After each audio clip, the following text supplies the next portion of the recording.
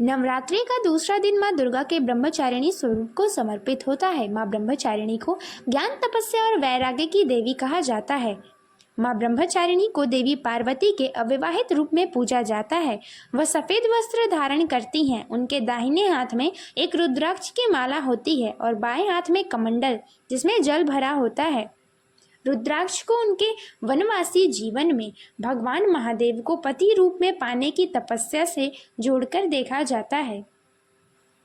यानी कि महादेव से विवाह करने के लिए माता पार्वती ने घोर तपस्या की थी।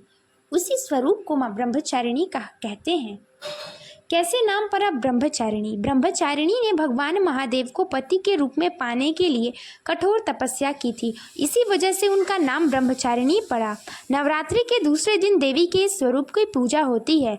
इनकी साधना और उपासना से जीवन की हर समस्याएं, संकट दूर हो जाते हैं। विद्यार्थियों के लिए माँ ब्रह्मचारिणी की पूजा बहुत फलदायी मानी जाती है।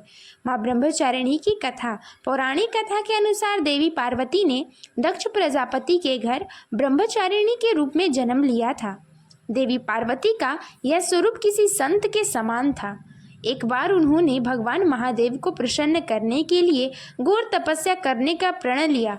इनकी तपस्या 1000 वर्षों तक चली। भीषण गर्मी, कड़कड़ाती ठंड और तूफानी बारिश में भी इनकी तपस्या का संकल्प नहीं टूटा।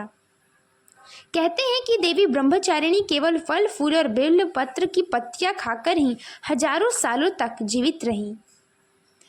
जब भगवान महादेव नहीं माने तो उन्होंने इन चीज़ों का भी त्याग कर दिया।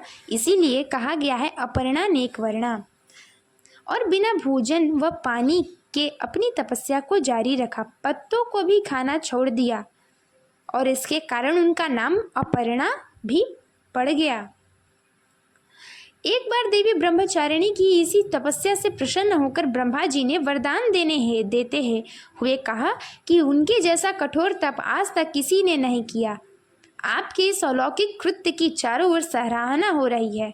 आपकी मनोकामना निश्चित ही पूरी होगी। भगवान महादेव आपको पति रूप में अवश्य ही मिलेंगे। माता ब्रह्मचारिणी की पूजा विधि। नवरात्रि के दूसरे दिन माँ ब्रह्मचारिणी की पूजा पीले या सफ़ेद वस्त्र धारण करके करनी चाहिए। इस दिन देवी को सफ़ेद वस्तुएं अर्पित करने से भाग्य चमक सकता है। ब्रह्मचारिणी माता को मिश्री, शक्कर या पंचामृत का भोग लगा सकते हैं। पूजा के बाद ज्ञान और वैराग्य का कोई भी मंत्र जपा जा सकता है। माँ ब्रह्मचारिणी के लिए ओम ऐं नमः का जाप करें। जलीय आहार और फला